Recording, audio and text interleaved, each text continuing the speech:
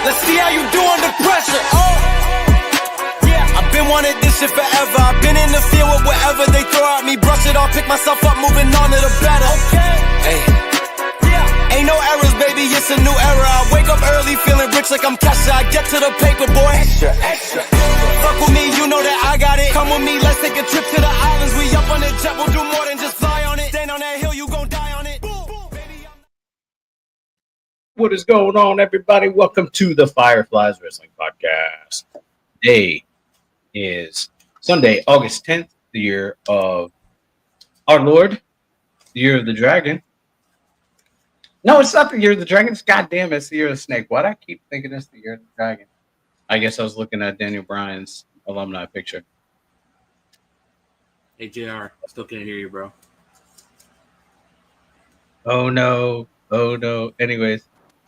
Yeah, I can't hear JR, but anyways, yeah, whenever his mic comes back, we'll hear from the snake. But anyways, it's the year of retirements. Nope, still can't hear you. Jump out, jump back in. There we go. All right, got your retirements, man. There was a massive change in John Cena's retirement tour. And we're going to talk about that later. But anyways, dude, Chris, your hair looks good, my man. Thank you, sir. Appreciate My man, you look great. How's your day going, man? Not bad. Just woke up about an hour ago, so still gathering myself. Yeah. How was your week? Week was good, man. Went to Comic-Con for my birthday. Birthday was on Monday, and went to go see Fantastic Four. Enjoyed SummerSlam with my buddy Mikey. Came back to work on Thursday, so it was a short work week. But I'm good, man. I'm doing good. How are you? I'm doing great, man. I'm doing great. I last weekend, Jenny came over for SummerSlam, for Smackdown and SummerSlam. I cooked some dinner both nights, some breakfast both mornings, and watched night 2 by myself, and then the week was what it was, and then 1 second. JR, can you hear us? Nope, still can't hear you. Try selecting. Yeah, whatever you did, I heard you. Yeah. Can't hear you now. Happy National S'mores Day. Thank you, Zach. I appreciate you. Happy National S'mores Day. By the way, it's the year of the snake, as you messed it up there. Yeah, so let me just get my story out real quick here. I remember the Ultimate Warrior had to face the Undertaker one day, and so to train him, I put him inside my snake pit. I made him face all the snakes, and I was laughing my ass off because he was so scared of the snakes. Big Ultimate Warrior. Jesus! Oh, nice. I'm gonna finish my check-in real quick, and then we're gonna get to JR on his weekend. Then yesterday, I came up to Pennsylvania where Jenny's at, and we went to a holistic healing expo. Actually, that was Friday. Yeah, I came up Friday, and then spent yesterday with her, and we went to a holistic healing expo and took a nice walk around the nature park. And then I woke up this morning. She asked me to be her man, so I said yes.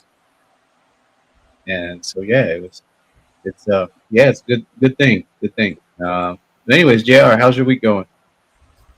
Week's good. Busy. Been bounced back and forth between the condo and the home here because I had to water my parents' plants while they're in New Orleans for the last few days. Life's good. So recently, not too bad. Yeah, It's awesome. So we have this little tradition that we do here before we get into anything, and we pop the top on whatever we're drinking on. So Chris, what you drinking on today? I don't know. Gigantic. Yeah, you got it. Not sponsored. Not sponsored. JR, what you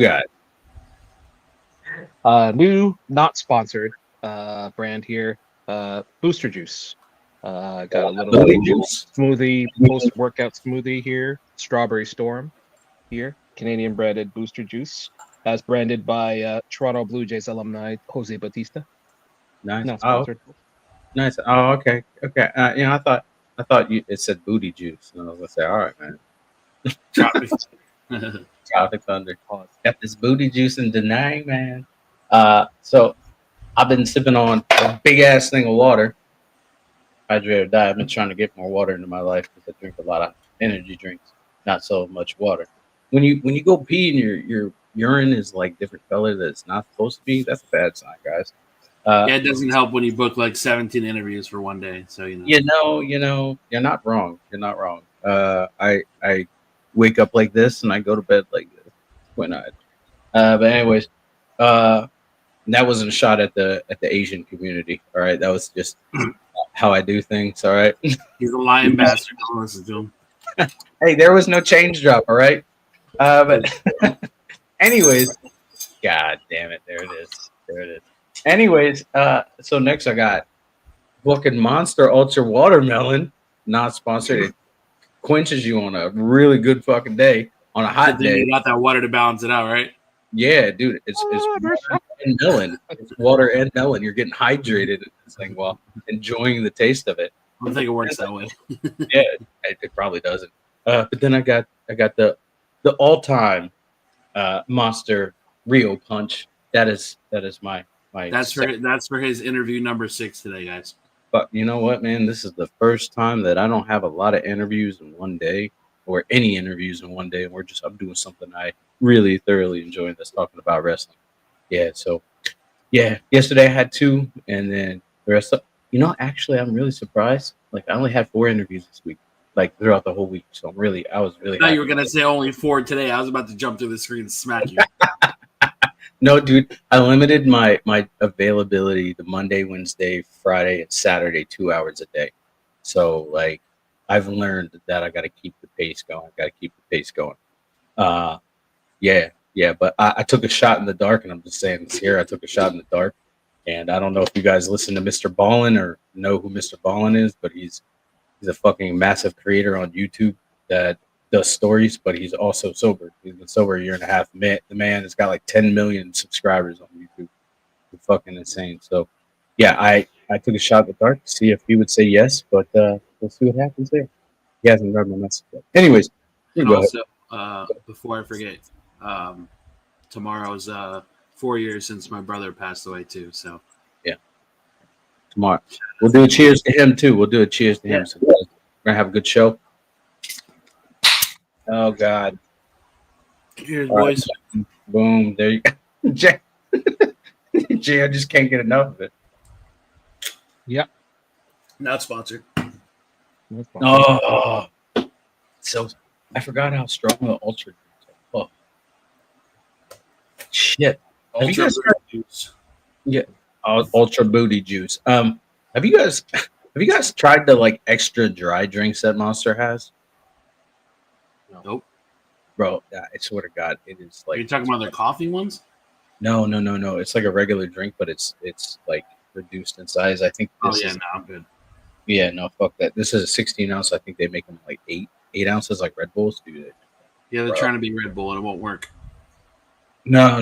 They just got to stop being Red Bull because that shit gives you wings, and that shit turns you into a monkey, an animal. At least Red Bull's good. Yeah, definitely, I agree. But anyways, we're gonna go ahead. We're gonna jump into today in wrestling history. Jr., what you got for us? Got some very short ones actually, even though we're covering a few days here, but we will cover it regardless. Let's start with since we're in a new month, August 1st. All right.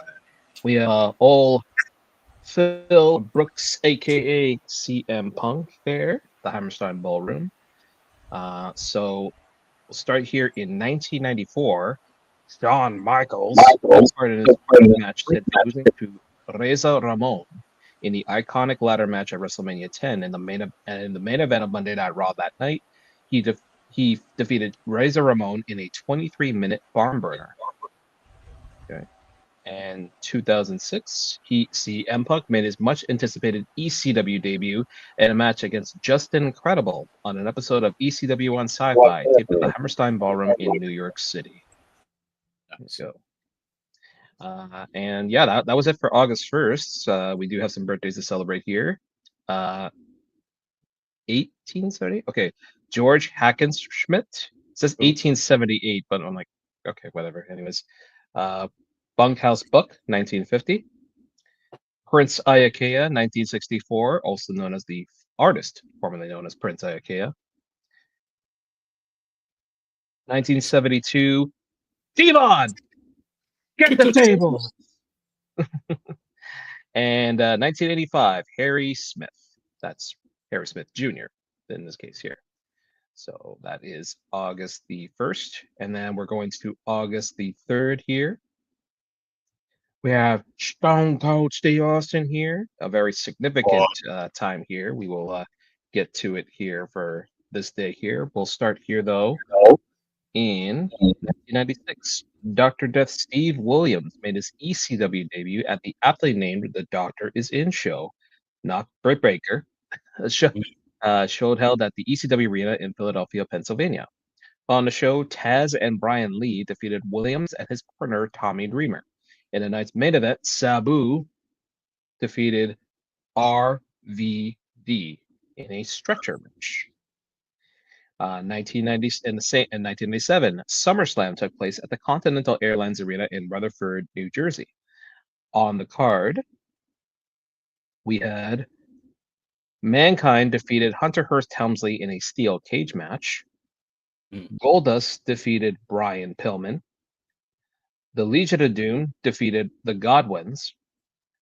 The British Bulldog defeating Ken Shamrock by disqualification, which was a significant moment because that's when Ken Shamrock started to go crazy after most of his matches. Los Boricuas, Savio Vega, Miguel Perez Jr., Jose Estrada Jr., and Jesus Castillo defeated the Disciples of Apocalypse, Crush, Chains, 8-Ball, and Skull. Stone Cold Steve Austin defeated Owen Hart for the Intercontinental Championship, and that is actually the very infamous match where Owen Hart miscalculated a tombstone piledriver onto Stone Cold Steve Austin, and it caused a very career-altering neck injury. They had to finish the match on the fly with Stone Cold doing a very half-assed roll-up. I mean, obviously, with the circumstances, they had to do that, but yeah, that was the particular match there. And Bret Hart defeated The Undertaker to become the new WWF champion, with Shawn Michaels as the special guest referee. If you recall, Bret Hart spit on HBK, and HBK swung at him and hit Undertaker instead, which cost him the match there. That wouldn't that lead to Shawn Michaels and Undertaker at WrestleMania? No, that's Royal Rumble. That Yeah, was Royal Royal Rumble. Yeah, the in '98. Yes, that's right.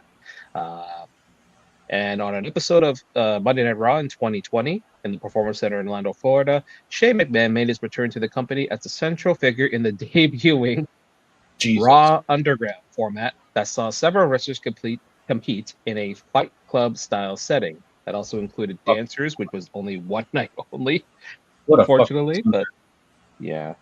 Maybe we could thank Medusa for that one. Get rid of that. Yeah. I don't know what they were thinking there, but then again, it was the pandemic. Birthdays for August 3rd, we have Carl Gotch, 1924. A Stacks Balloon, 1934.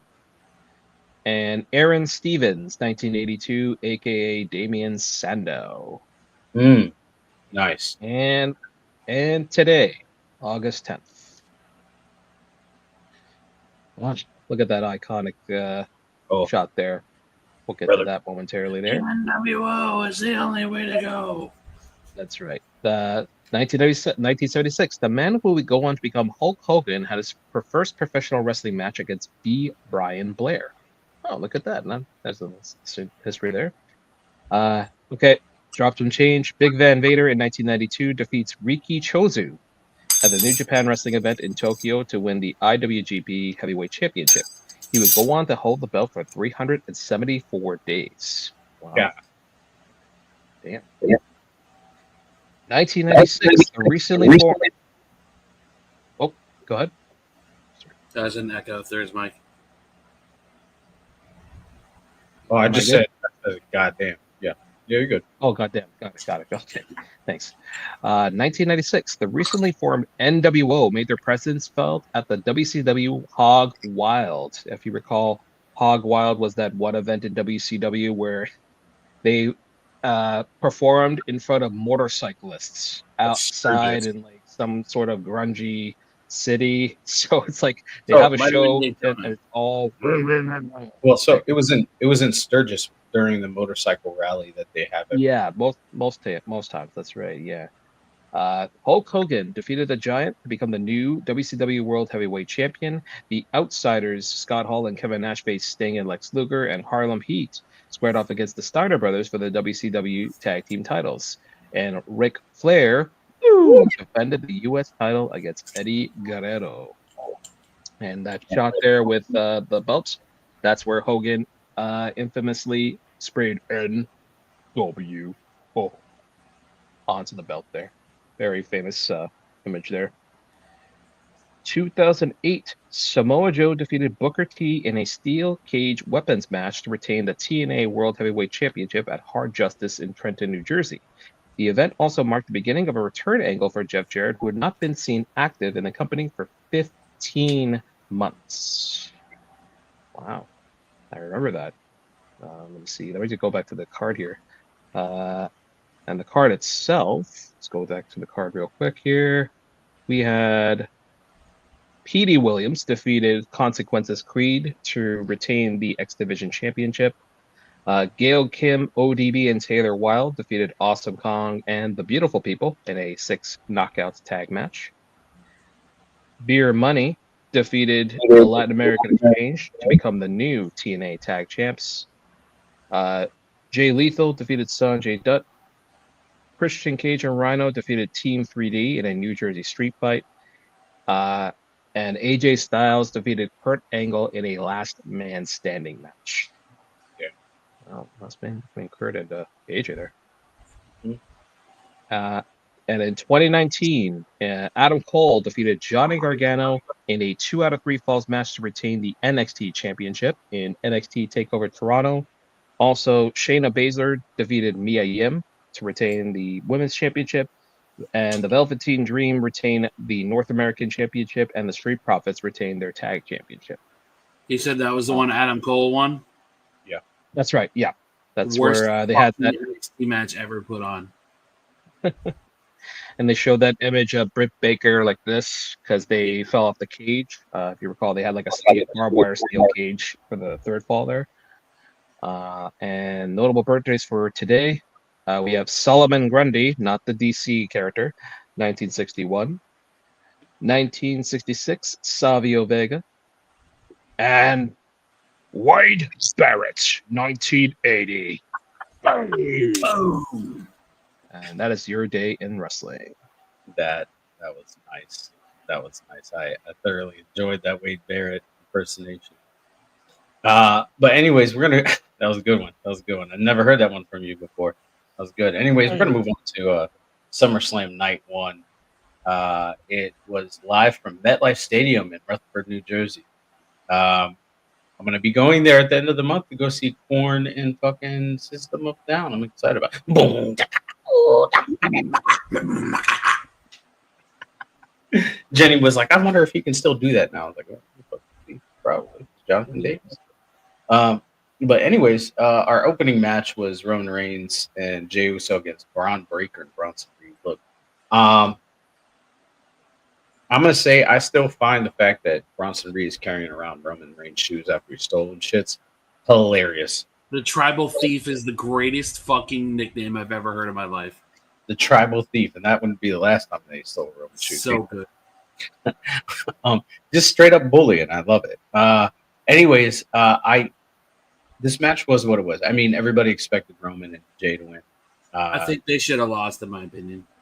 I do too. But there was a point in the match that I really was like, okay, I can buy this. And this was right at the end when Jey was about to get speared by Braun Breaker and Roman pushed Jey out of the way. Like, that is not like old Roman that we've seen, right? And this is like, I think we all talked about this, right? Like Roman back in the day when he first came back after his loss to Cody 2 years ago or last year, he wasn't apologetic. He wasn't trying to right his wrongs.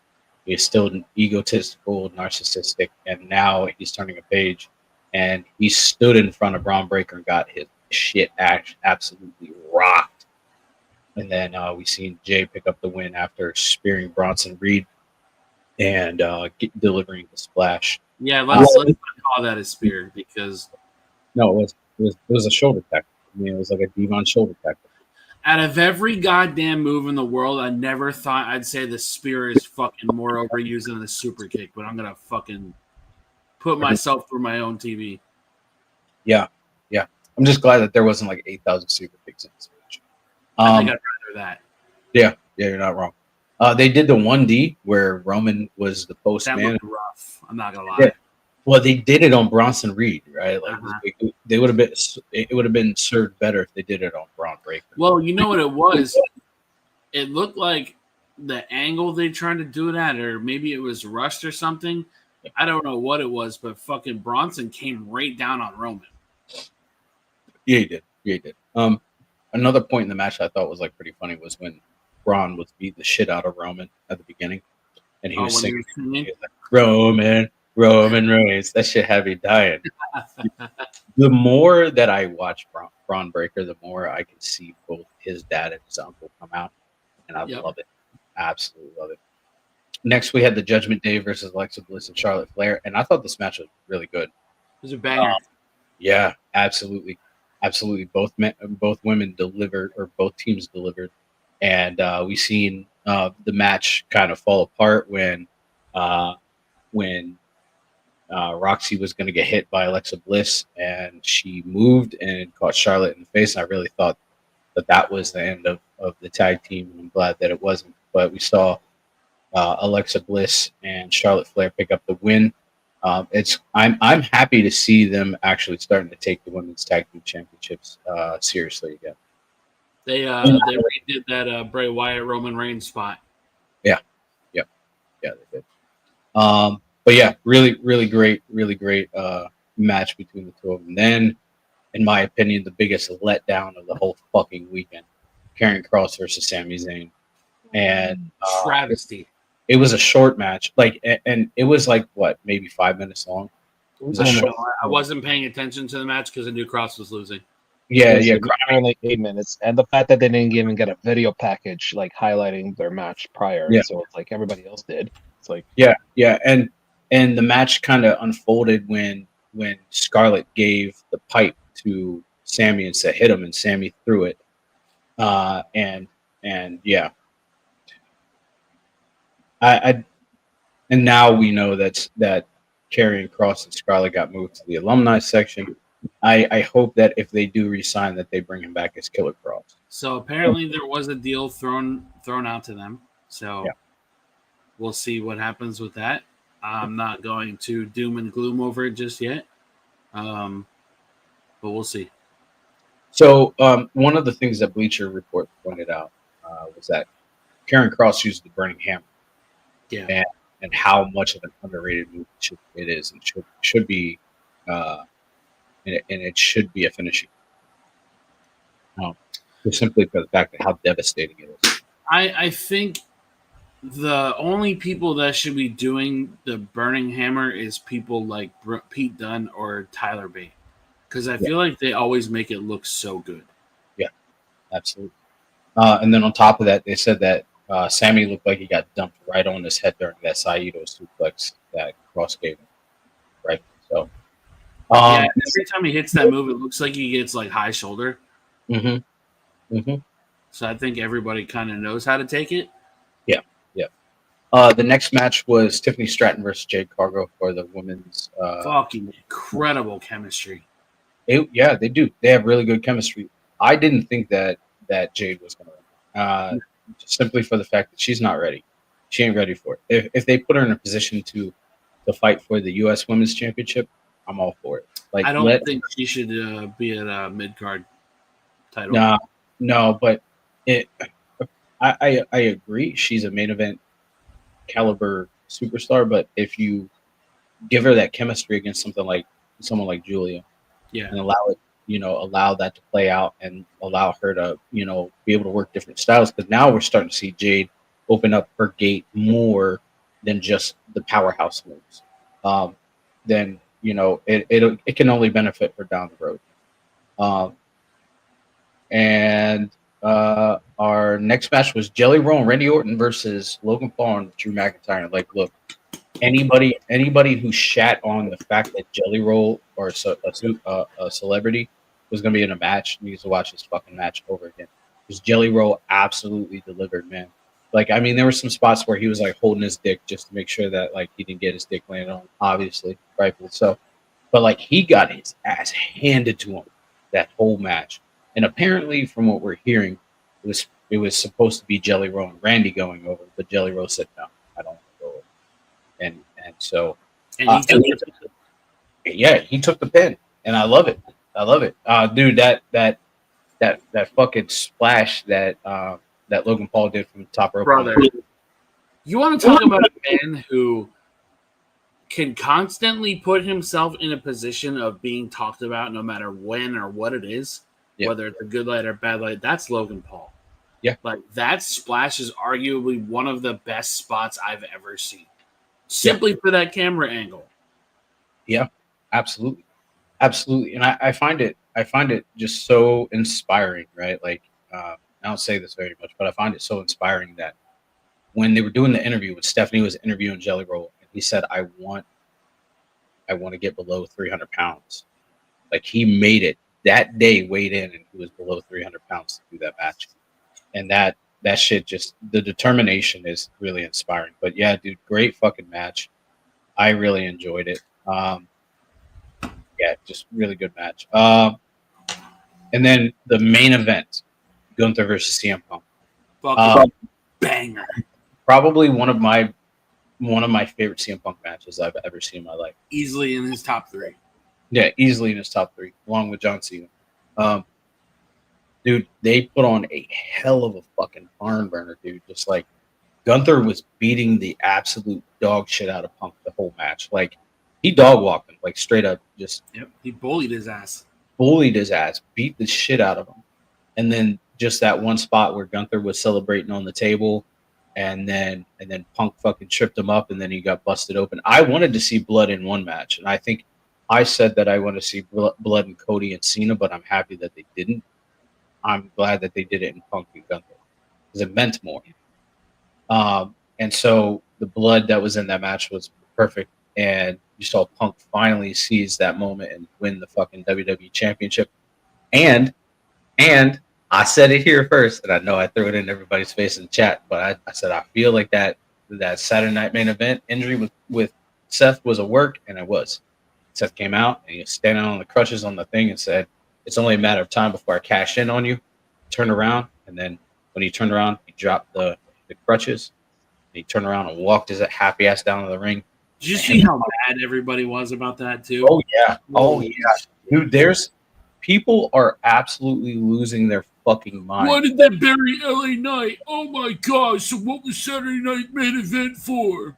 Yeah, and people were just absolutely losing their mind, right? And like, not just that, but also the fact that Punk lost, right? Like, Punk lost the Money in the Bank. I can't tell you how many times I've gone on TikTok and people are crying over the fact that Punk lost the title because of a cash in. I'm like, you guys either haven't watched wrestling for as long as we have, and remember all of the cash-ins. The first one when Edge cashed in on Cena, right? When Punk cashed in his Money in the Bank. Twice, right?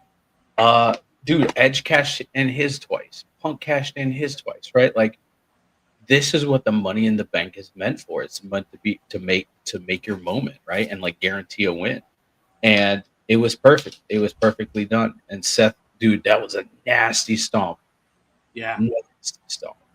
That the camera shot when they zoomed in on Punk's face when Rollins' music hit was so fucking good. And Michael Cole just selling it even better. He's like, he looks dejected. He looks like he's getting ready to give up. So you know, that face reminds me of Drew McIntyre's face after he lost at WrestleMania, lost the championship after The beating. fact that Punk's title reign lasted 30 seconds shorter than Drew McIntyre is hilarious. Yeah. Well, I mean, it kind of comes full circle if you think about it, because Punk costed Drew the championship to Seth, and then Seth gets it back around, right? And we were talking about why wouldn't Seth cash in the Money in the Bank on Cody or Cena, and this simply for the fact that if you look at that championship, like I look at that championship, I only think of one person, Seth, period. I don't think of anybody else, right? Like Gunther. I think of Seth Rollins. He won it initially, and then he took it and elevated it to a status of where it needed to be. Where you got Gunther. I mean, you had Jay win the championship. That's not bad. Whatever, made a moment. But you had Gunther hold the championship for a long ass time, 2 reigns. Now he's tied with Seth. But like, dude, it's just fucking.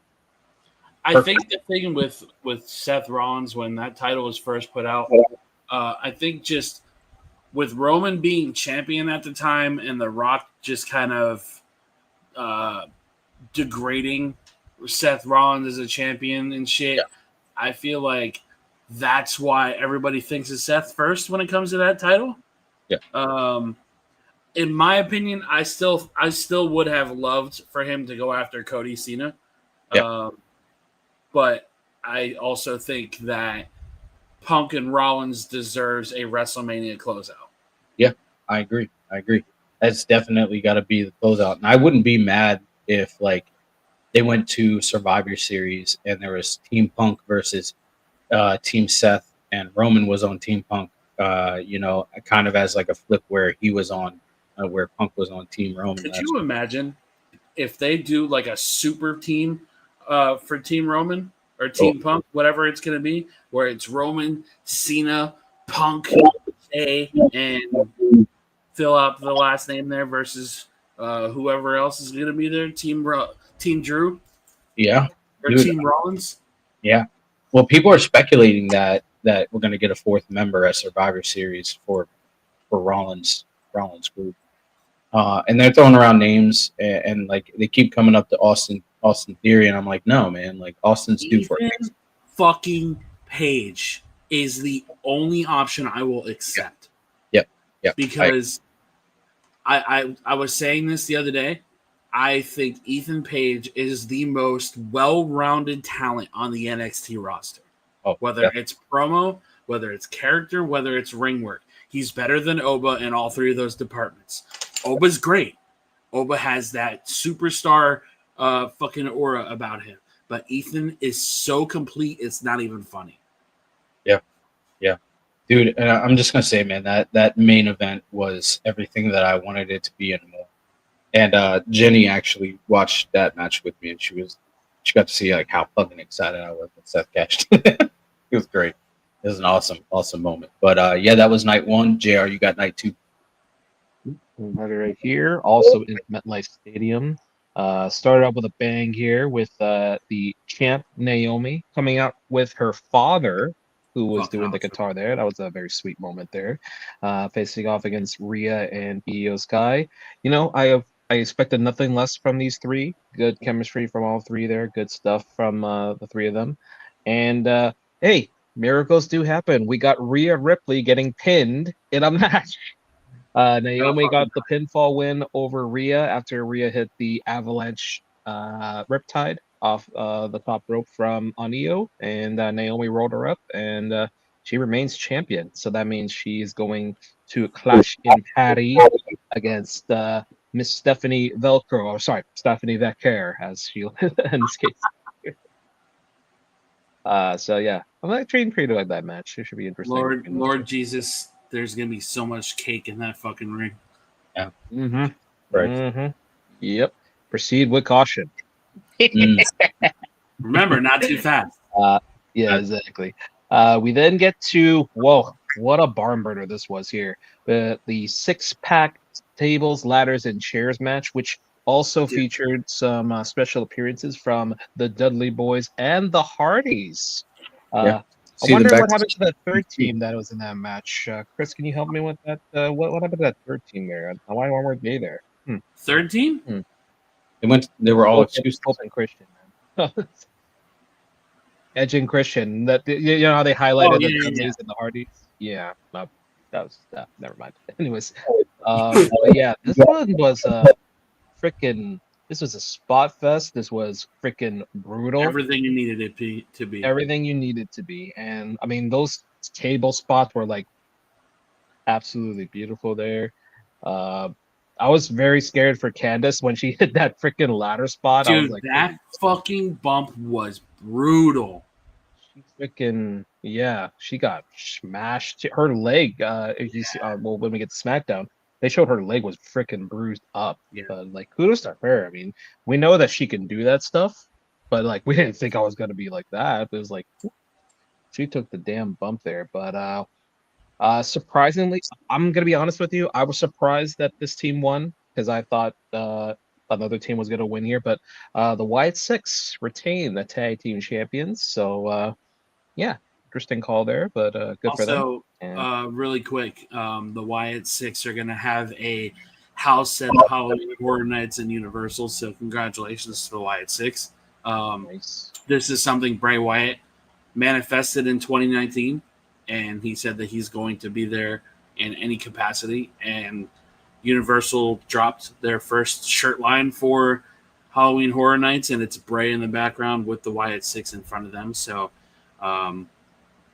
I couldn't be happier for Taylor and his family because I know this is something that Bray has been wanting for a really long time. Mhm. And the stand outside of the house is the Firefly Funhouse. So really excited for that. Great stuff. Good for them.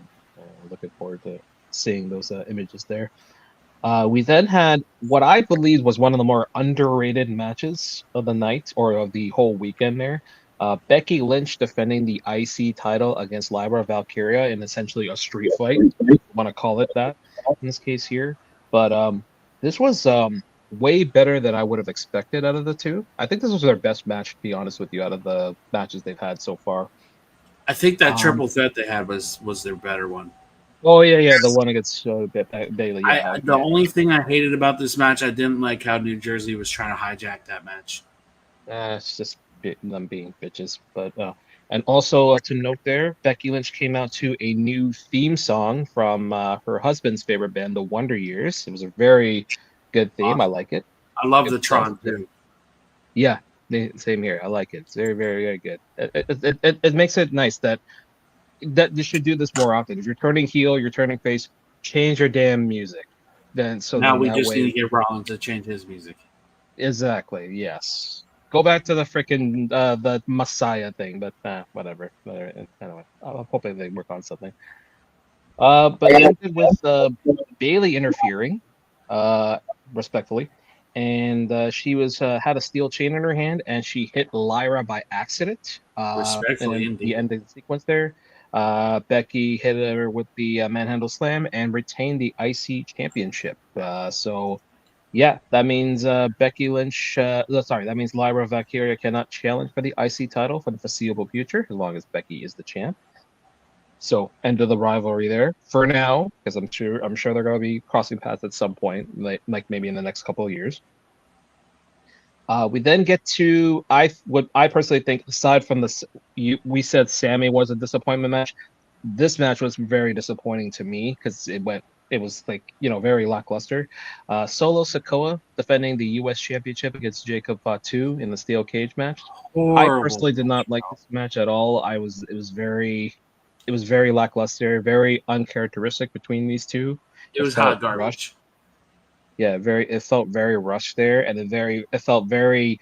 You could have put this match on TV, to be honest, because it didn't really manifest to anything. And then Solo winning, which I mean, it's fine. Don't get me wrong, it's fine, but just the match Here's is my thing about how they ended it, though. It's like I don't have a problem with Solo winning, but yeah. How long are we gonna have Solo have the numbers game over Jacob? Exactly. Like we're just gonna have Jimmy come out and do nothing every single time. Exactly. So it just felt very unfinished per se. I mean, Jacob got his moonsault at the end there, which was great, but I mean, like It's gonna be a whole Yeah, lot and, better. and usually like when they're doing those spots, it's like okay, cool, he's gonna do a moonsault, but Yeah. the moonsault After it the just didn't do anything for me. exactly, and we didn't even see him on SmackDown. So it's like it's very very weird. So, but anyways, it is what it is. It seems like that's the end of their rivalry, sort of, but we'll see. We then had our next matchup here: Dominic Mysterio, the IC champion, the Star, faced off against AJ Styles, who came out to Eddie Guerrero's Lowrider, also with his son as well, which was kind of cool. He also had the Eddie Guerrero tights as well. These guys just have really good chemistry, both AJ and yeah. The caption says your souls are mine. Some really good chemistry there between these two. I love the Eddie Guerrero callback with the chair shot, and very smart with AJ putting the chair around his neck. It's like, oh, And fuck. I was like, oh god, this is great. And then they pointed to you. Yeah. That's the anniversary of the custody match too. So That's right. Oh my god, I remember Dominic was like when he was a kid, he was trying to push the damn ladder. He's like. And Eddie Guerrero is like very famous when his Vicky missed her spot. So when Eddie came down, he's like, "What's Vicky?" Oh man, but yeah, there I was love a good the ending there. to that match too. And the ending was another throwback as well. Dominic unhooked his boot, a la his dad, or sorry, Eddie, and the boot went flying. The referee got distracted, and Dominic hit AJ with the boot and retained his championship. So he retains the Intercontinental Championship. You mean to tell me that Dominic Mysterio beat this generation's Shawn Michaels? I thought Triple H can't book him. What happened? I know, right? Idiots. And in the main events, quite personally, one of the matches of the year, in my opinion. And I think it might be match of the year. I don't think anything's gonna top that shit. Well, I was gonna say Punk and Gunther as well. Or they're like neck and neck for me. But anyways, Cody Rhodes facing John Cena for the WWE Championship. John Cena came back to his colorful entrance with Stu running, of course, and all that. He still got his entrance, the greatest of all time and never seen 17. They added a little twist to that. But this match, this street fight was everything you could have imagined from a fight between these two. And I loved there was a lot of great spots there. I mean, there's the one spot where Cena had Cody in the AA position from Cody's elevator there. He's like, he comes out to him and he carries him like, dude, you're carrying a 250. That's crazy that you're walking around with a 250-pound kid there. It's like, that's amazing stuff. I know he's done an AA to Big Show and all, but yeah. That shot alone where he was coming up and the lights were like just shining on his face from underneath. Fucking amazing. Straight demon. I love it. Yeah, exactly. I love that there's no outside shenanigans. It's just those two straight up beating each other up there. And yeah, some good table. And then in the end, though, Cody got a super Cody cutter from the top, and then got a crossroads, and we have a new WWE champion in the American Nightmare, Cody Rhodes. So congratulations, two-time WWE champion. Well done to Mr. Cody.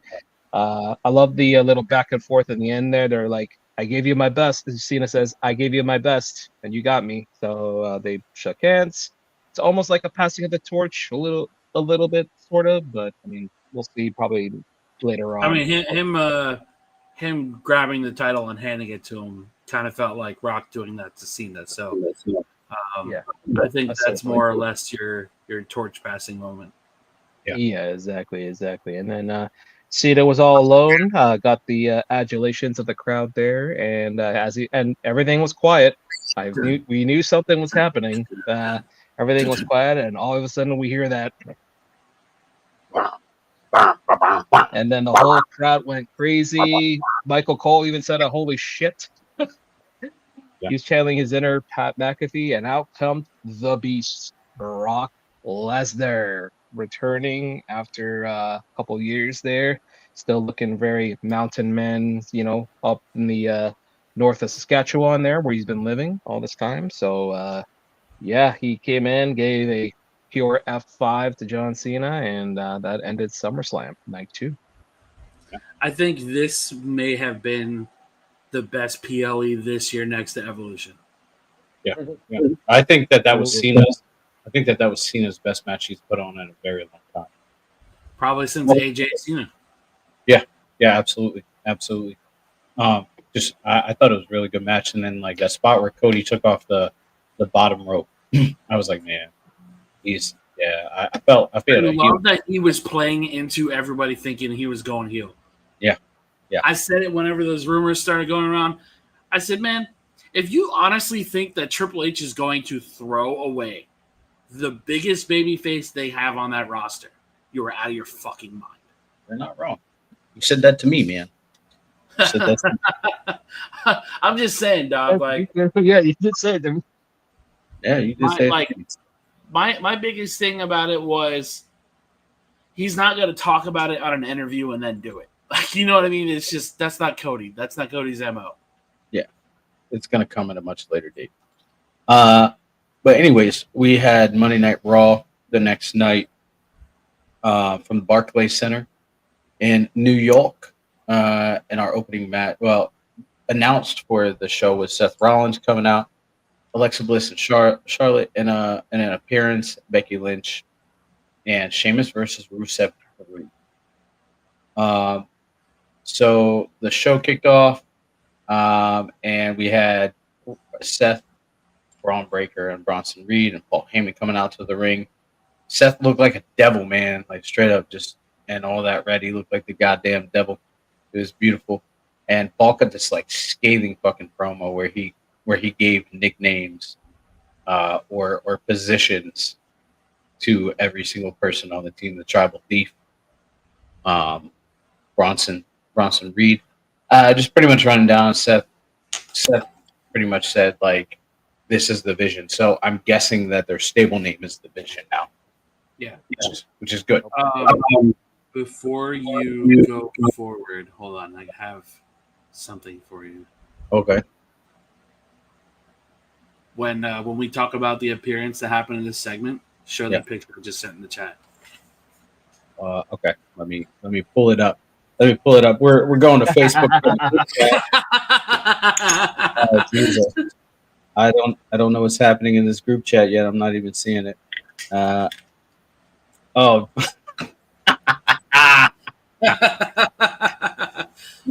Greatness. Oh fuck, that was good. That's a good one. Hold on. You know what? That's gonna be a mainstay. That's gonna be a mainstay in this show. This right here. I'm not even mad about it. I'm quite impressed. Let's get this pulled up. There we go. It's low.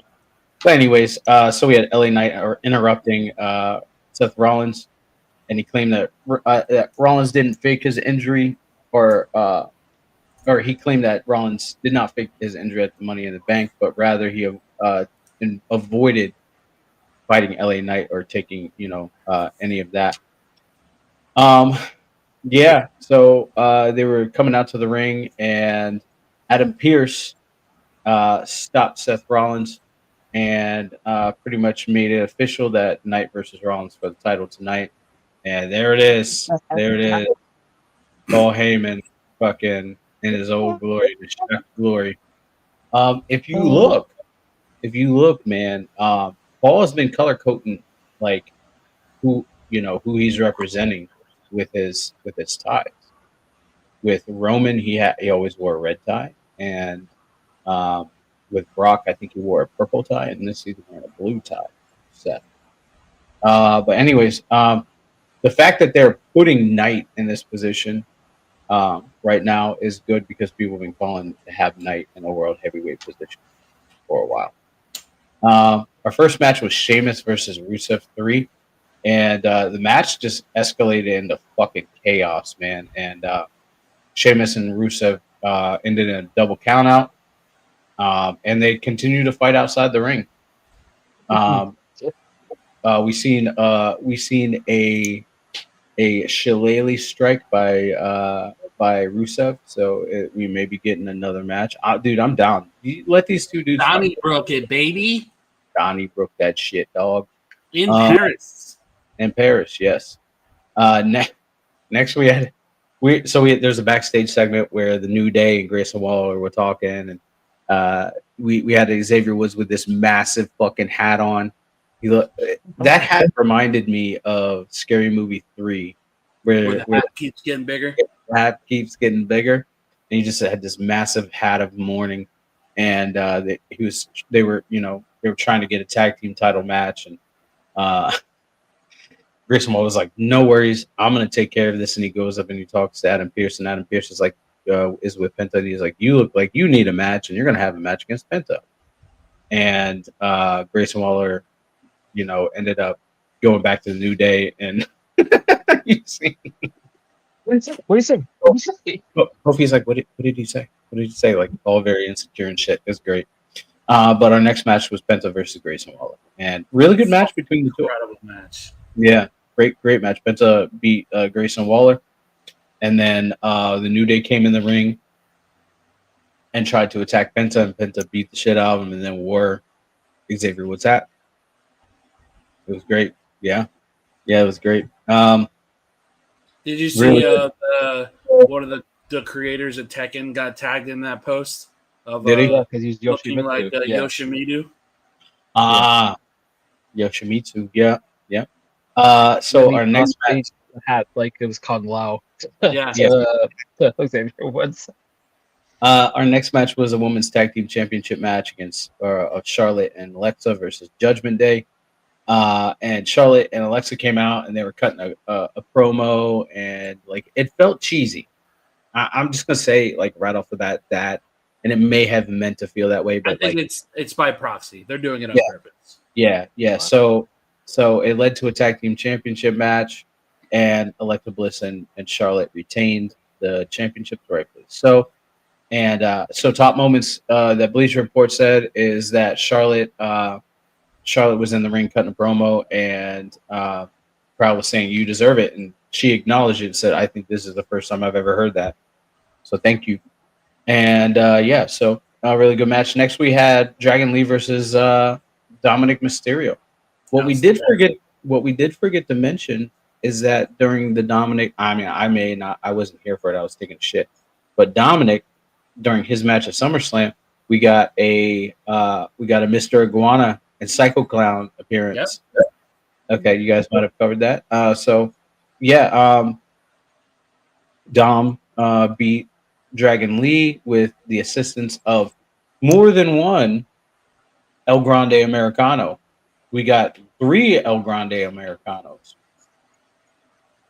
Who do we think that they are? I mean, we obviously know who one is, right? Like that's Kaiser, Ludwig Kaiser, Tyler Bate, Renee, and Tyler Masturbate. Just talking about Tyler too. Big strong boy. Big strong boys. He did this thing. He did this, which I know is Tyler Bates. In this case here, in the time that I've seen him. So, and then Pete Dunne, his face was obviously very noticeable when somebody kind of screenshotted it. So it's like, hey, you're doing something with those guys finally. I'm okay with that as long as they get on TV. That's fine. So one of the things that Bleacher Point put together said the Americano thing is textbook case of taking something that worked against all odds or all logic and overdoing it to the point it loses its effect. I fucking enjoy it. I disagree. Bleacher Report is the type of people that will sit there and tell you how good that Max Caster and Anthony Bowens were, but will shit on anything that WWE does. Yep. Or try to compare Will Ospreay to fucking Undertaker. Yeah, exactly. Bleacher Report is a biased piece of shit. And think about it. Didn't they have a Villano 4 and 5, luchador previously? Because they had these group of guys known as the Villanos, and there were like 3, 4, 5, and so it's like this is basically what this is. Yeah. With El Grande. I hope they fucking put more talent that are getting booked as El Grande. Just to that'd be great. That'd be hilarious. Yeah. Why not? Legion of El Grandes. Anyways, so our next segment featured Becky Lynch coming out and pretty much saying that she's gonna hold down the women's division.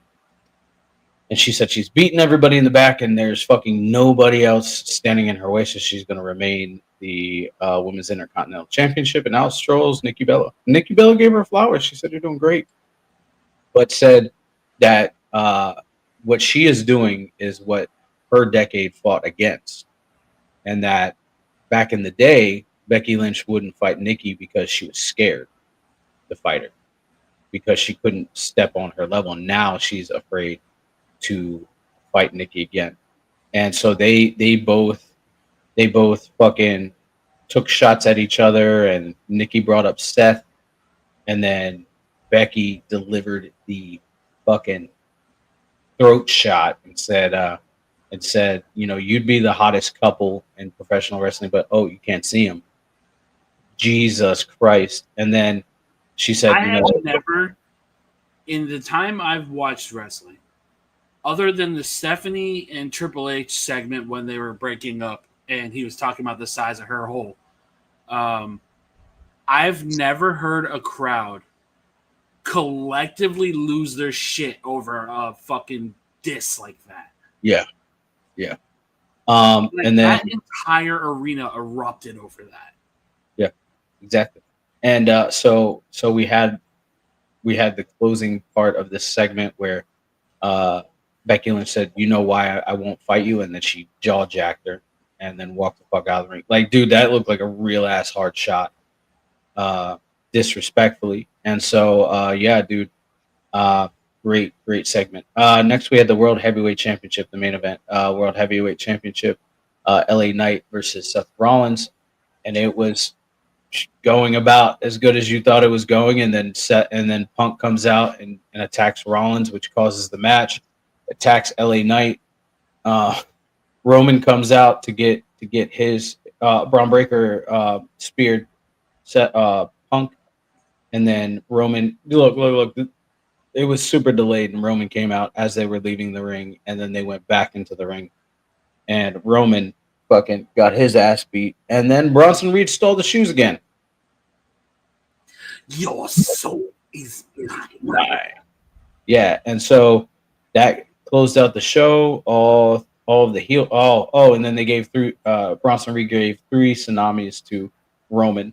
So yeah, I mean, yeah, it is what they're leading up to something big. But yeah, dude, Raw was pretty good for the show after SummerSlam. Yeah, I thought it was a pretty solid show. I thought it was smart for them to acknowledge the LA Knight thing, because I truly thought that they were going to avoid it, and I'm glad they didn't. Yeah, I agree. But anyways, that is Raw. I'm gonna go ahead and jump off so you guys can cover NXT. All right, so thankfully I was able to tune in right as this was getting ready to start. Started off with Miss Blake Monroe and Kalani Jordan. Blake continues to impress, and her character work is top tier, and Kalani is just, I think, one of the best underrated talents on that roster. I truly think she's exactly like her soon-to-be husband. I think Kalani is just as talented as Mello is. She just doesn't need a hashtag to get booked. So Kalani won by countout. Jordan Grace came out with her neck brace and was chasing Blake Monroe out the arena. And there happened to be a vehicle waiting outside for Blake Monroe. She took off. Pretty solid match for the two. It was a countout win, so it protects both Blake and Kalani. Sorry, before you continue there, since you mentioned Jordan Grace, shout out to John Gresham. Speedy recovery to you, man. Freaking strokes are no joke there. Yeah. But, I still can't believe that happened to him. Like, I saw the photo of him having the strokes, and Jesus. Jeez, I don't know if you heard about that or not, Sean, but Jordan Grace's husband, Jonathan Gresham, had 2 strokes. Crazy. It's absolutely crazy, man. That's so young, too. Next, we had Mr. Chase segment with Dixon and Uriah talking about their tag team opportunity. I'm just gonna fast forward to this match because Please. it wasn't bad. It was a pretty decent match for what it was. Yes. I think Uriah Connors, and I told you this last week. I think he deserves a little bit better of a booking because I think he's very talented. You can definitely tell he's Finley's son. He's a very hard-hitting fucking kid. Kale's an interesting case because it's like he's not bad, but once he picks up the microphone, it's like, Jesus Christ. But Hank and Tank won the match. Dark State comes out and lays out Hank and Tank and Chase U, setting up for a future tag team championship match.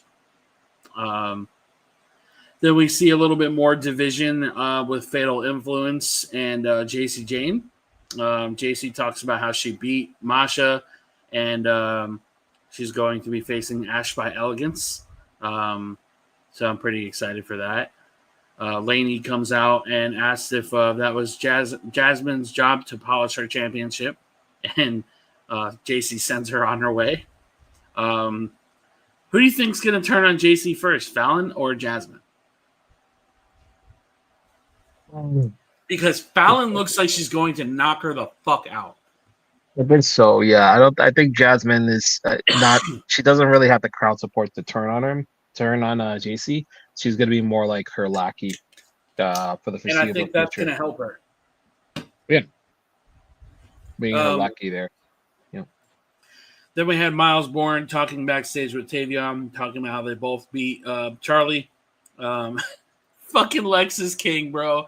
I can't wait to talk about this match when we get to that. Tavion wants Miles to basically take out Lexus. Then Izzy talks to Tatum Paxley, saying that she believes she's going to win the North American title. Really good segment there. Had a nice little Thea Hale vignette for her match against Nia Jax. Then we had the third match of the night, Miles Bourne and Lexus King. Man, I fucking love Lexus King, dog. Like, you have wrestlers that are joint manipulators. They go for the arms, they go for the shoulders, the legs, the knees. Not Lexus. Lexus goes for the fucking ear. Bro, when he put Miles' head on the steel step and stomped on his head, I'm like, this man is just like his father. He is a fucking savage. I thought this match was a fucking blast. I loved everything these two did. Somehow Miles Bourne picked up the win. Not mad at it at all. Too. Huh? He's got a new finisher as well. If you notice. Yeah, it's called the Born Again. Born Again. Yeah. Oh, good for him. Dark State finally admits that they were the ones that attacked Hank and Tank. Well, we got a nice little "we've been up your butt" promo from Dark State and Cutler James. Oh my god! Like that was like, hey yo! I love how fucking white that man cuts his promos because they are so fucking hilarious. How corny he is. Did you see Sugar's reaction when he heard that? He's like, he's like, bro, like, come on, bro. And then Cyrus is like, yes, Daddy. Or no, it was Dion. He's like, yes, yeah. What are you doing? Dark State is great. I don't know why people have such a problem with Dark State. Next up, we had Nia Jax and Thea Hale. Shout out to Thea Hale for being able to hang in that ring. I said when the match first started, I thought that she was going to get killed by Nia Jax. She hung in there, and fucking Nia Jax just hit that annihilator on poor Thea. Thea got turned into ass meat, and Nia Jax talks about Lash Legend, saying who is she, what has she done in the business, and she's beating champions, Hall of Famers, etc. Out comes Lash, and they start beating the brakes off each other, and we see them brawl throughout the night. and we'll talk about one very specific part of the brawl that determined the finish. Then we talk about, or then we go backstage with Jordan Grace talking to Ava, saying that she wants to face Blake at Heat Wave. So it looks like we got an official match between the two. Very curious to see how Blake does against Jordan, because Jordan is one of those talents that either you're prepared for that strength or you get run over. And what we saw with the Julia match is she can deliver those stardom type matches. So let's hope that Blake can hang in there. Then we had a segment with Oba Femi, Trick Williams, Javon Evans, and Moose coming out to a surprise. And I believe it was you that told me he was the babyface of. He's a babyface now. So he reverted. So after his match with Leon Slater, where Leon became the new X Division champion back in Slammiversary, Moose basically put the belt around Leon, gave him the thumbs up, and said, "You're cool with me." So, and he reverted back to his old theme where it went Moose, Moose, and yeah. So that instead of the that little kind of orchestrated kind of theme, so it seems like they're doing. And he's also facing Trick for the title at Emergence, so it seems like he's turning the tide with his character there. So it's interesting. What's TNA's next big pay-per-view? Emergence. So they've already made some matches for that night there. So I'm curious. It's going to happen this Saturday. So curious. Isn't Unbound for Glory a big one for them?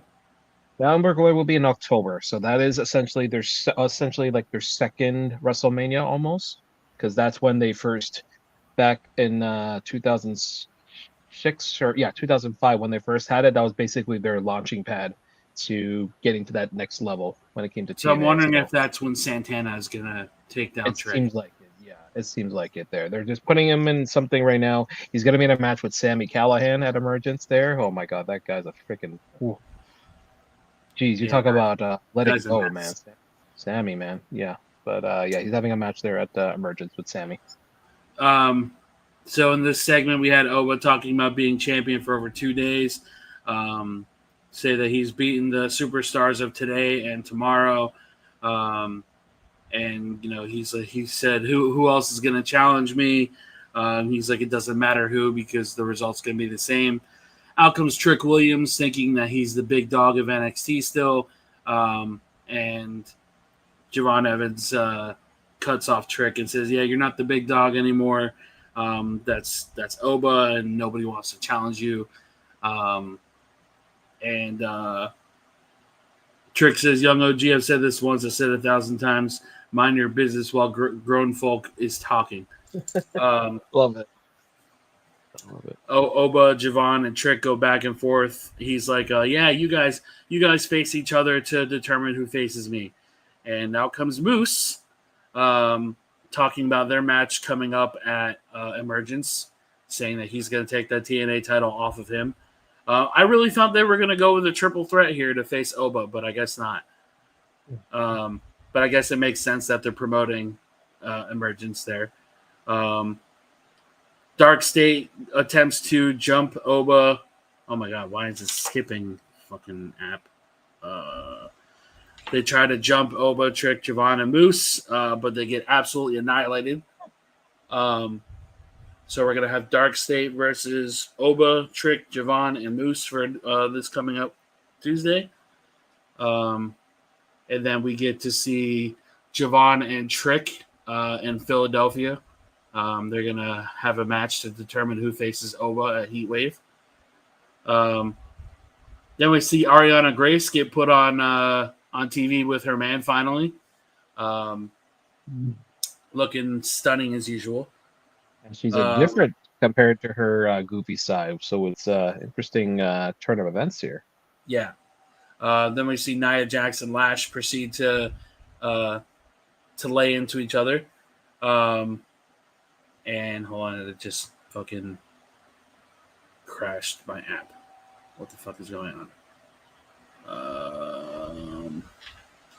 2 seconds. All right, sorry about that. Then we have Ren Sinclair trying to boost up Charlie's, try to boost his spirits, and then she pulls the whole Joe Hendry clap, and he comes out of a refrigerator. That's of all great. places. So it looks like they're going to have a Dempsey versus Joe Hendry match. I don't know about this still. I feel like it's Joe's good, but when I think of guys like Charlie, who in my opinion, I believe deserves a bit more than what they're given, I'm not confident he's going to be able to hang in the ring with guys like Charlie. I've been proven wrong on multiple occasions from him. So He hung in there with Mustafa Ali this week, so I'm pretty sure he should be able to handle Charlie there. So yeah. Then we had a fairly short match: Yoshiki versus Stax. Stax steals the W after Ariana Grace helps Stax. They also have another segment with Fatal Influence poking fun at Kalani. Only winning by countout. They go back and forth with that. Then Zarya tells Sol Ruka that she has her back tonight for their main event. Then we had Ethan Page come out and run down America, of course, to talk about how he has beaten Santino Marella, and he's the greatest Canadian of all time. Tavion Heights, who I'm really happy they brought out because the American hero gimmick, I think, is pretty great for a guy like him. And out comes Chelsea Green sticking up for Ethan. So I really like that dynamic. I love that she called him Tavioff instead of Tavian. Oh yeah. And it looks like they are going to have a tag match at some point because Chelsea says that you're not gonna hit a woman, and he's like, "You're right, I won't, but I'll find somebody who will," and knocks Ethan out. Then we go to another backstage segment with Javon Evans arguing with Moose and Oba and Trick, and Ava said that we're going to have a tag match against Dark State, and Dark State's going to have a match against Hank and Tank. The Hank and Tank project needs to be over. It's so bad. If they somehow book them to win against Dark State, I am going to flip off. I'm going to flip them off and not watch NXT for a while because this is just ridiculous. Yeah, I just I don't know what it is about these guys now because I was optimistic at first. I'm like, okay, they can go. Seeing them in Battleground, I was impressed, and then I don't know what the fuck it is. They just can't deliver on TV. I don't know what the hell they're doing. Then we had a backstage segment with Ricky Saints talking about his upcoming match with Jasper Troy. I like that they're giving Ricky he's questioning his position, and he's ready to take his win back from Jasper, and they're going to do it in Philly. So I'm curious to see exactly what they're going to do with this second match that him and Jasper are going to have. Because I feel it's interesting because I thought that Ricky was going to get called up fairly fast. That was the assumption after he lost to Ethan. And then you see him back on NXT and the whole throat injury and stuff. It kind of seems like he got thrusted into what Wesley's position was. He's a vet, so he's going to help put over people. I hope I'm wrong because I don't want to see that for Ricky. I want to see Ricky succeed and do more, but, I don't think him and Jasper is necessarily a bad thing. No. Then we had Sol Ruka versus Zarya, and man, I'm sorry, not Zarya. Fucking Paxley. Yeah, it was just the way that was written that confused me. Against Tatum Paxley, I say this every time about Pax, man. It's so hard to root against her because she's so fucking good at what she does, and you can't help but to root for her, whether she's a babyface or she's a heel. And I think people are ready to see her hold a title, succeed in some fashion. That's why they didn't release her. They see potential in her. So, and this was essentially her breakout evening here with this match. Her and Soul fucking killed it, man. There was one specific spot that led to the end of this match that scared the ever living shit out of me, and that was when they went to the top rope, and you saw Soul slip for a second, and I'm like, oh god, this is gonna be a spot that I don't want to fucking see because it's gonna be crazy. Paxley hits an avalanche neck breaker, and it's arguably one of the nastiest spots I've seen from a female wrestler. And I thought that was it. I thought Paxley was gonna win. Then out comes Nia Jax and Lash Legend, continuing their brawl, and Lash spears Jax right through the fucking barricade, and Sol Ruka hits a beautiful fucking Soul Snatcher, and 1, 2, 3, Soul is still your champion. Yeah. Great show. I thought it was a pretty solid rating for them as well. But yeah, that was NXT. Okay. All right, we're gonna talk about SmackDown. Who's got SmackDown? Got it right here. I got you there. All right, and we have Friday Night SmackDown from Montreal, Quebec, Canada, from the Bell Center, home of the Montreal Canadiens. Started with John Cena coming out to Montreal Canadian colors with his, last time it is now shirt. So he was basically, giving thanks to the crowds and just saying, is he scared every day? Yes, he is. And he basically says to Brock Lesnar, if you want some, come and get some. And he tells the people in the back there, if you want some, come and get it. And out comes old Buzzkill himself to the crowd, of course. But before we get to Logan, yeah, I just want to say this about John, man.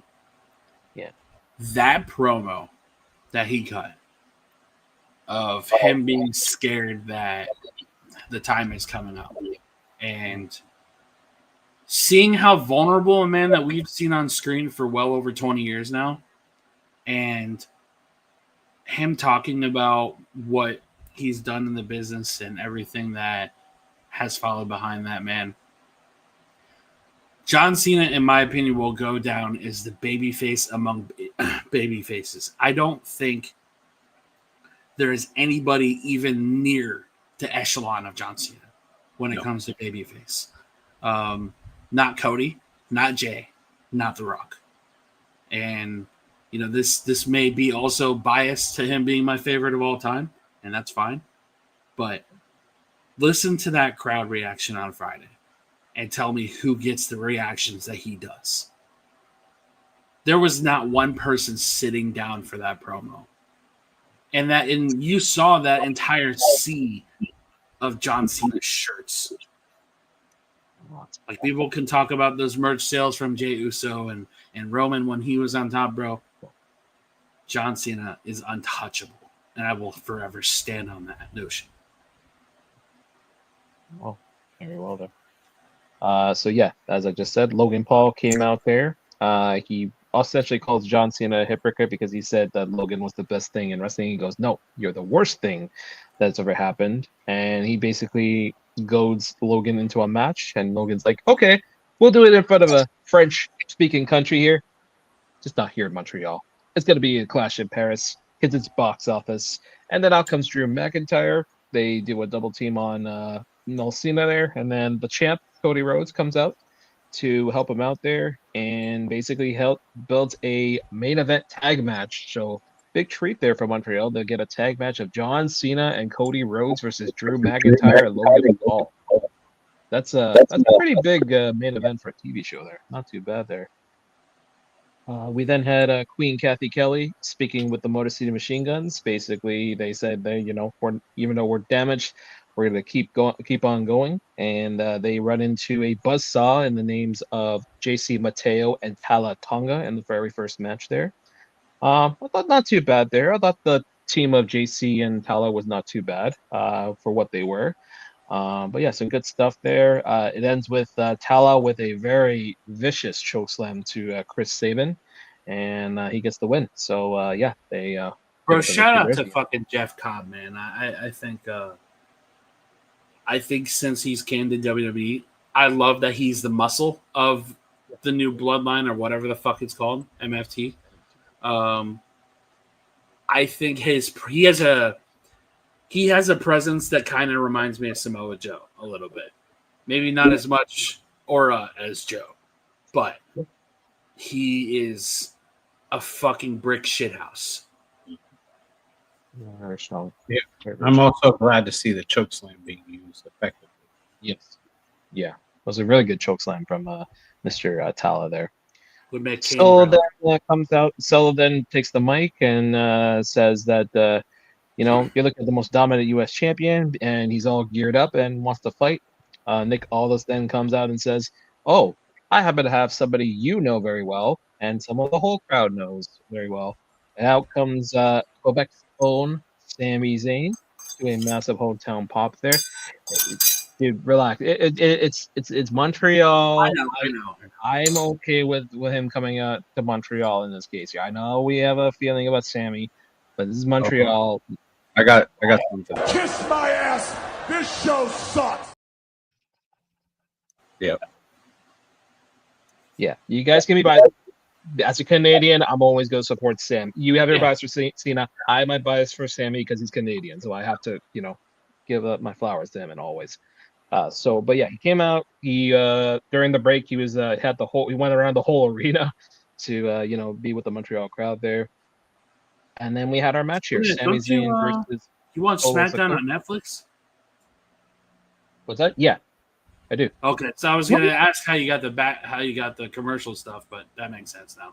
They Yeah, put no, they do commercials for SmackDown, but for matches or entrances, they actually show the whole entrance on Netflix there. So I have that stuff. But yeah, Sami Zayn though gets the pin, surprise, surprise, on Solo Sikoa, and that ends that match there. We get a video recap about the upcoming ESPN WWE PLE partnership in 2026, which everybody's being, oh no, we're gonna have to pay for money. I don't mind it. I don't mind it. My issue with it is now we're going from $10 a month to $50 a month, right? And like it's going to start cutting out those casual fans that can't pay that money to watch it, right? That have limited funds. They're not gonna price out their casual fans, bro. We'll see. It's not until 2026. People Very need true. to stop the doom and glooming. I think it's a good move, though. VPN. Honestly. Just get a VPN and you can come to Canada and you get the Netflix there. You heard it here first from JR. Get a VPN. Or if you have ESPN already, you can just use the credentials and fucking you get it that way. Or you get a jailbroken Fire Stick. There you go. See? Problem solved. There you go. What? Illegal activities promoted by Sean? What? Yes. We had a Wyatt 6 vignette, basically threatening the whole roster there, which was very, very. We had everybody talk there, so it was really cool there. So it's good for them. We then had DIY speaking with the Street Really quick Profits on that there. segment. Sure. You know who's an interesting dynamic in that whole group is Eric Rowan. Because of his connection with Luke and his connection with Bray, I think it brings such a dynamic that not a lot of people talk about. I love his presence there. Because it obviously his brother is in the Wyatt 6, right? But having Eric there just kind of makes that group feel just whole. You have someone from the OG group there, which brings a good aura there. So yeah, totally agree with that. We then had DIY with the segment there with the Street Profits. They basically were bantering back and forth. Of course, Candice shows her freaking nasty bruise there from the ladder there, which was quite a sight there. Then Nick, all this goes. You know what? You guys can shut up. I'm gonna make sure that we have some restructuring with the tag division, and start with you two. So you two are gonna have a match next week. So we're gonna have a DIY versus Street Profits match, which I'm looking forward to next week. We then had Charlotte Flair come out. She has a cake which says "Congratulations, Charlotte." She P.S. has a Happy cake. birthday. She has Ha yes, ha! in many more ways. Absolutely there. But she had a birthday celebration there, and then she also brought out a gift for her, which was Lily in a "We're Not Friends" shirt. But then Charlotte got her Charlie back, her little horse she got from 2 years ago, which was kind of a nice throwaway. Throwback there. And then out comes, of course, we salute to Miss Chelsea Green and the Secret Her service. Love the little pot shot she did to Montreal, the Montreal Canadiens. Even though her team, the Vancouver Canucks, hasn't won much, but I was gonna say, who are the Canucks again? exactly, that's right. So, which led to, and then Nick Aldis comes out again. He goes, ladies, Chelsea, so sorry to interrupt, but I thought such a special occasion, I will tolerate wrestlers making matches on fly again. You know what? I figured, Lexi, happy birthday. I too have a gift for you. It's a brand new referee, and his first assignment will be Chelsea Green versus Charlotte. And Chelsea's like, no, I don't want to. I always liked their dynamic there. Before the match started, though, we had Carmelo Hayes. You can shut up now, folks. He was out there. He was in the backstage trying to go to Nick Aldis' office. The Miz was open the door there, so we have the reconnection between the Miz and Mello there. And Miz says, "Don't worry, I got us a tag match, and we'll show that Mello don't miss." And he goes, "Fine." But then all of a sudden, Nick Aldis comes in. He goes, "What's that about?" And then Miz goes, "Let's talk." So interesting little development there with that. I love that they picked it up again after Miz came back from his hosting duties and all. So we'll see what happens with Mello and Miz.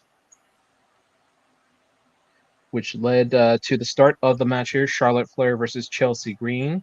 As expected there, good chemistry between Chelsea and Charlotte there. We had some shenanigans with the birthday cake. What the heck is that? We'll hit this up. We'll hit this up after. It's a buddy of mine. Okay, cool. Okay, cool. No, that's great. We then had some shenanigans with Bliss's cake. The Secret Yes, Herb we service did. put the cake in the You're damn welcome. ring. Alexa Bliss takes out the Secret Her service, and Chelsea was trying to do the "I'm pretty her" to Charlotte there. Charlotte reverses it and smashes Chelsea's face into the cake, to the birthday cake. So excuse me, and got the figure 8 on Chelsea for the win there. And Can we talk about Joe? So, Can we talk about Joe's reaction when Chelsea ate that cake? yeah, he was so Him and Wait, who is that? That's Wade Barrett with him, right? Wade Barrett. Yeah, that's right. Him and Wade are so criminally underrated. It's so good. Those two are so good. I love their bickering to each other and all that. It really is good with those two. It's a breath of fresh air with those two. I like it. I like it there. So yeah, that was the victory there. We then had Queen Kathy with Miss Tiffy Stratton celebrating 216 days as champion. So congratulations to Miss Tiffany there. Jade Cargill comes out and says that next time their story is going to be different. We then had Kiana James along with Julia come speak with Jade. She gives her card. He says, "Call me. Well, let's talk."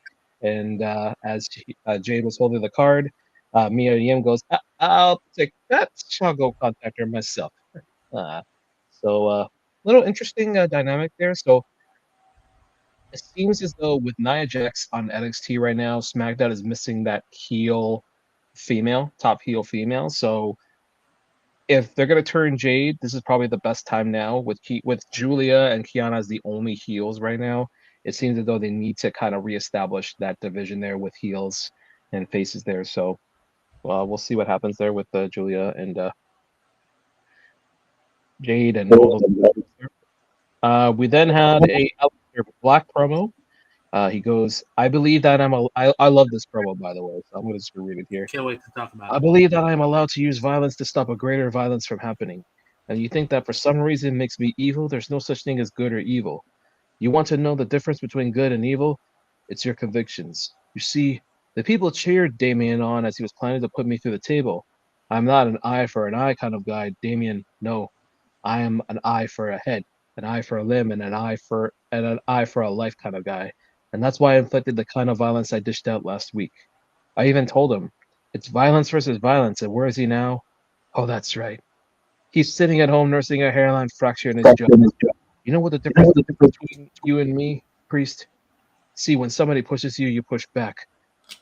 When somebody pushes me, I push them off the cliff, and I will stand at the edge of the cliff waiting to hear that smack. If that's what makes you people consider me to be the scapegoat, so be it. So, see? I wanna say this about Alistair, man. Okay. There are not too many people in this entire industry that can embrace that dark gimmick and cut a promo like that. That promo reminded me of Jake the Snake. Like every line, the way that he delivered it, especially him standing at the edge of the cliff waiting for a splat, bro. Yeah. Something about Alistair. Whether it was 2018 when he got called up to the main roster, whether it was the House of Black stuff, even though we didn't get a ton of promo work, and now that he's back in WWE, his promo work is fucking outstanding. And I said this before, I have full confidence in them in the booking of Alistair right now because they're doing a really good job with him and they're making him feel important, which is great because like you need that sinister heel, on your roster there. So it's just like it really makes it. Alistair's doing a really good job there. I'm really impressed with that. You know who I think he would be a pretty good pair with down the road is Cody. They have history. Yeah, They exactly. do have history. They do have history. It could There happen. will be no Arn Anderson to fuck that up. It could Yes. happen, you never know. Especially if with this title reign, it seems like Cody may be holding it till Mania at this point here. So it's like you could have a filler with Aleister Black. Yeah, it could happen. And then we go from darkness to comedy. We see John Cena running into Ron Killings in the backstage area. And then Ron goes, "You're really back? That's back. Oh, I'm so happy to see you." And then Cena goes, starting to get worried about Truth. You're acting weird for 5 months. You changed your hair. He's being mean to people. Remember when he made that kid in Brussels cry and he said he wanted to ruin wrestling? I mean, come on. Do you really think this was going to work? Let's see you back, Truth. So good, bro. I like when they did the mime stuff, the mirror mime stuff. That shit was good. Yeah. That was really good. Yeah, that was really good. I love the gaslighting. It's so good. I liked it. Which led to our main event of Logan Paul and Drew McIntyre versus the champ Cody Rhodes and John Cena. As expected with these four. Some good stuff there. It ended with disqualification because Logan Paul did a low blow to Cena. Cena and Logan started brawling to the backstage. And then Drew McIntyre with venom in his eyes saw Cody Rhodes, on target and gave him a vicious claymore, the freaking desk. And we talked about Joe and Wade. They sold that perfectly. It's like they thought they saw a murder there when it happened. But yeah, I'm thrilled with this because I love the fact that we have Drew versus Cody because it's been a while. Perfect story to tell. I'm happy. I'm happy that we're getting Drew back into the title hunt.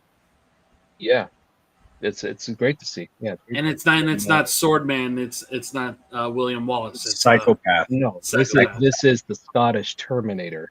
Yeah. Now Drew here's the McIntyre. question: do you have him lose a Clash again? Yes. Yeah, of course. Yeah, absolutely. Got to. I That's mean, how let's it's good. yeah, fuck it. Totally Let's the do it. Clash. Or he could win by disqualification if Cody decides That's to. fair. You can stretch that. You can stretch this out with I these would two. accept that ending like wholeheartedly. Again, because he had involvement in the other two matches.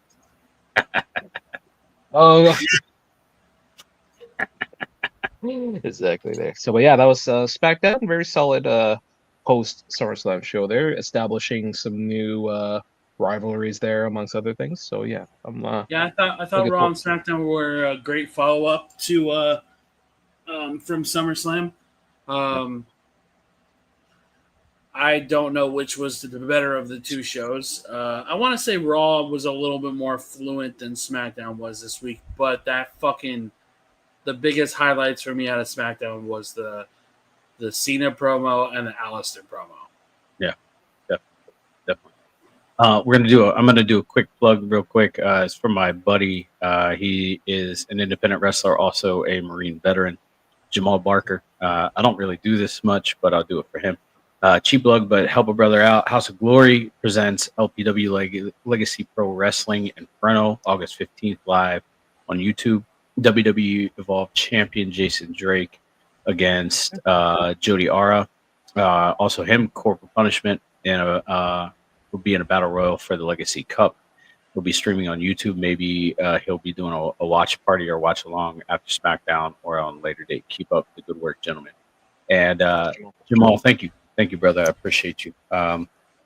Jamal's a good dude. He's a United States Marine veteran turned independent pro wrestler, and yeah, dude. I'm looking forward to it. I love House of Glory, and you may not like it because a certain Trevor is going to be on the show. Ricochet? Yeah. He's so going. in other words, they're going to have JD and from commentary again. Yeah. But yeah, dude, House of Glory. Also, I think Zilla and Zilla's going to be on it, as well as Bully Ray. I think Bully Ray and Zilla are going to be fighting. Speaking of Zilla, did you hear Rikishi's comment about Zilla's dad? What a fucking asshole. I heard something about how Zilla painted his face for TNA, and Rikishi came on and said, instead of marking out for Jeff Hardy, you should have stayed true to yourself. And it's like, well, Umaga wore face paint. Like, let's cut the bullshit right now.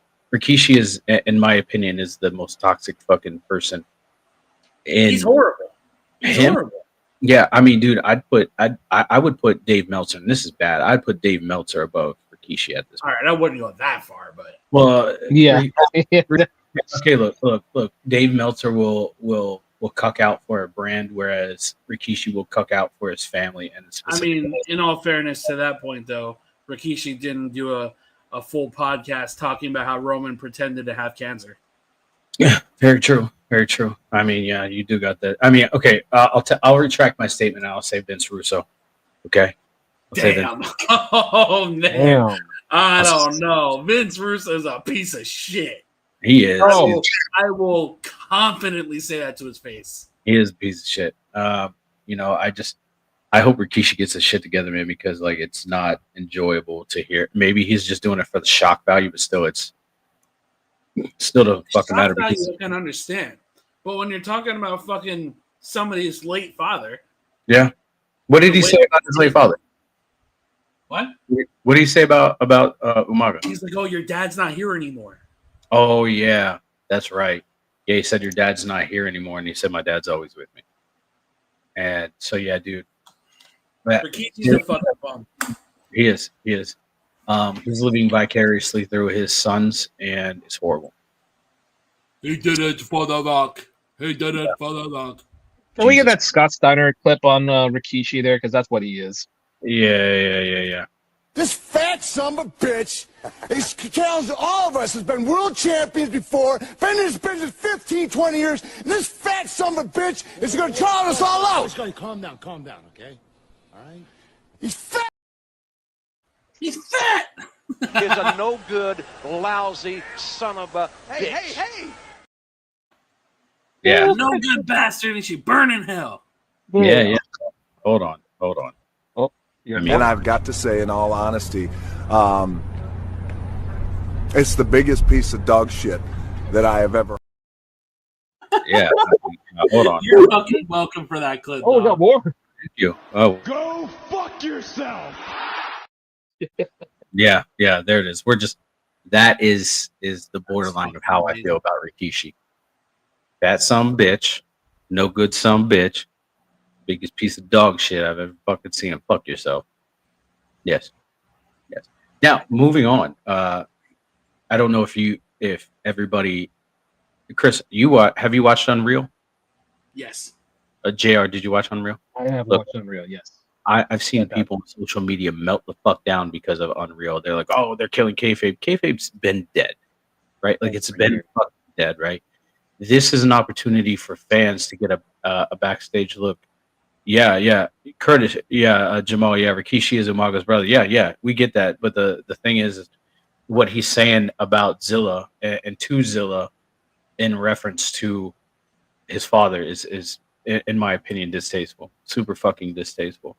But I've seen people melt down online over the fact that Unreal is a thing and that it's giving fans a backstage look. Look, we've all fucking known this. We've all known this, right? Like, and I think that it was a smart move for WWE to do this because you have so many dirt sheets out there that are telling people what is actually or what is happening or their opinion of what's happening. WWE setting the fucking stage, right? Everybody's like, oh, Cena wanted to turn heel. Cena, no. WWE wanted Cena to turn heel, and he fucking rode for it, right? And then you get to see how people are like, oh, Rhea Ripley's just fucking selfish. No, you get to see that she's not. She's actually just primed to put in a position because Triple H said you're bred to be champion. And I think, in my opinion, the biggest thing that I learned from this is that we've been fed that Charlotte Flair is just this egomaniac backstage. And like Chris, I know you have a massive respect for it. And now I have a bigger respect for it because when she was going in for surgery, they had actual like footage of her crying and saying, I can't help that I'm put in this position because I'm bred to be a champion. Right. And like you think about it, I mean, NXT, she was bred to be a champion. Even her fucking dad, right? Like her dad, and so, she comes to the main roster and she's just bred and she's put in these positions where she has to succeed. And like there's a massive amount of pressure on her. And so like I'm a big fan. I have a greater respect for Charlotte as an individual after seeing this, and then so many other people within the business. And I think Abyss is another one, right? Like Abyss is one. Joseph Park is one of those people that I really just kind of was like, oh, cool, he's working backstage. It's awesome. But now, like, you get to see his role as, in creative or in Gorilla, putting these matches together, match producer, and just the pure pressure that they're put under to keep time. So, yeah, dude, I've gotten a massive respect for some, a lot of these men and women and stuff like that. And I think it's a good thing. WWE Unreal actually recaptured the magic of wrestling for me personally. It makes me want to wrestle even more. Absolutely, man. It actually got me in wanting to do it, right? And I won't do it because of fucking injuries. But regardless, it made me fall back in love with wrestling where it was becoming kind of stale for me in some aspects. The thing that pissed me off the most about this document was how the dirt sheets reacted to the Charlotte thing. They tried to make her look so bad by saying, oh, WWE told the talent to clap for Charlotte after the Rumble win or after she returned. I said, bro, like, what do you guys get out of reporting stuff like that? Like, She has been attacked, and I will forever fucking say this. She has been attacked unjustifiably for her entire fucking career. Yeah. And we saw it with we saw it with Daphne. We saw it with the Japan talent. I always forget her name, and I apologize because I didn't follow her like that. Anakamura. Yeah, thank you. Both of which took their life because of bullying. Yeah. And at what point do we as a community hold these dirt sheets, these journalists, these fucking big name accounts accountable for treating talent the way that they do? Because it's fucking disgusting. I agree. I think we're getting to that point with Jade and Bianca as well. Like I've seen a lot of hate for both of those women, and just they are phenomenal fucking talents. I've loved Bianca, I've loved Jade, and I think that seeing that coming out and people like dirt cheap shit talking both of those women, or I think one of the other good points is like you could see Bianca in Unreal and actually see how her love for professional wrestling and the fact that she makes her own gear, right? And I think that's so fucking cool, right? Like she has that artistic value and artistic vision in herself, but she creates her own ring gear, her own worn ring gear, right? And like it's beautiful to see that, and it was cool to see the interaction between her and Montez, because a lot of people know that her and Montez are married, but like to see that support that Montez gives for her, and like backstage where he's watching her matches and he's doting on her, and he's like she makes her own gear, and like dude, just like super fucking cool. So I enjoyed it. I hope that they come out with a season 2. Like honestly, yeah. On the fucking when you highlight the show, it says more episodes are coming out next year. So nice. It looks like they're doing the road to WrestleMania for this show. It seems like. So I wonder if the Travis Scott thing is going to come out. The whole Rock situation is going to come out. Because I'm genuinely curious what happened with all of that, because from what Paul Heyman said, that it just kind of fell apart and there's no ill will between the two, but that fell apart. And then I'm assuming that it was the Rock's schedule that fucked up everything. And I said it just like I said last year. We were very fortunate to get the final boss. Yeah. And when he came back the Raw after WrestleMania and had that whole thing with Cody, and then came back for the Chamber, and then nothing, literally nothing, is very worrisome of The Rock being part of that company. Yeah. And, I'm not even trying to make this a anti-Dwayne statement, but I feel like if he's going to be part of the company, he needs to stay out of everything creative related. Because he's not good for that. He's not good for that brand. Because the whole Cena turn, people hated only because The Rock wasn't involved in it. That's literally it. And there was, in my opinion, there was nothing wrong with the Cena turn. No, I agree. And then in another piece of news, people are losing their fucking minds over Brock Lesnar coming back because of the thing. And I don't know how lawsuits work, apparently.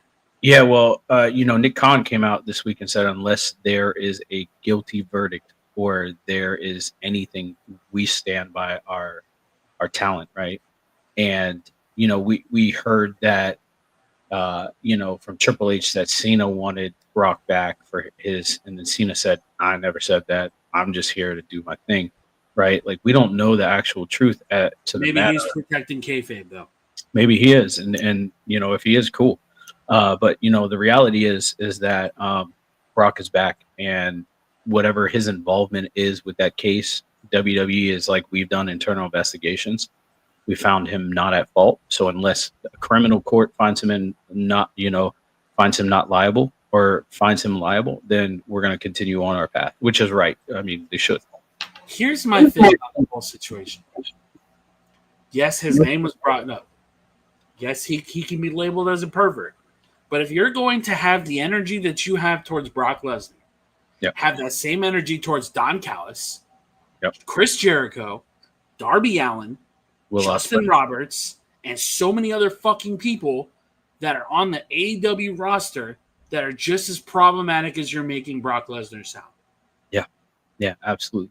And if Brock is going to be, damned for making comments, I mean, we can too, for saying cake, for doing whatever, right? Like, and that's the thing is like we hold these superstars to higher standards, but we're not willing to hold ourselves to a higher standard, right? And like at the end of the day, it's false outrage, and I'm just saying that, right? Like, and I've seen so many people, even creators on TikTok that I watch that are just fucking unfolding because the whole Brock thing. This is distasteful. Like fuck off. They're engagement farming, dog. That's all they're doing. Yeah. All these these big name fucking accounts that are having an outrage over Brock Lesnar are all doing it for fucking engagement, because they would have no problem with Chris Jericho coming back to WWE. They would have no problem with Darby Allin being their champion, or the fact that Will Ospreay just took a picture with a known pedophile. Yeah. Nobody's talking about that. Yeah. And then I seen a video that was stitched where a woman was like super happy that Brock came back, and she was calling him Beastie, right? Like, welcome back, Beastie, whatever, blah, blah, blah, blah. And this male creator was like, as a female, you shouldn't be like, okay, now we're trying to tell people how to react at, based off of your gender because of somebody that you enjoy watching coming back. That's this community in a nutshell, man. And it's coming to a point where I'm just, TikTok is not the place. Social media is not the place. It's full of fake fucking outrage and people that just are doing it for clicks and views. At the end of it all, when it's all said and done, I genuinely hope that Janelle Grant gets justice for whatever may have happened. Yeah. And whether they settle out of court or Vince sees jail time, whatever is going to happen, I hope that she sees justice. I hope the truth comes out. And if Brock is guilty, I will take back any statement I made. But until that happens, Brock Lesnar has done nothing illegal. He is not being investigated for anything. He was not accused of doing anything. Is he a pervert? Sure.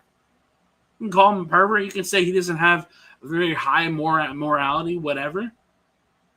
But in the world of accusations and bullshit, and we've seen false accusations get thrown out there, Sean, especially you and I have seen that shit in our community.